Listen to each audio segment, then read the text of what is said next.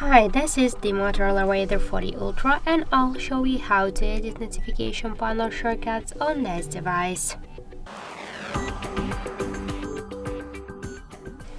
So now we could see here all of the available options on our panel. If you want to add some options or remove some of them or just to change their positions, we should click here to this edit icon. Here we could see this down section with invisible options. If you wanna hold and drag them here to this up section or to this down section, just to add or remove them, you should just hold it and drag it by this way. To change the positions of the icons by the same way, you should just hold it and drag it. As you can see, that's so simple. And just to save the changes, click to go back, and that's it.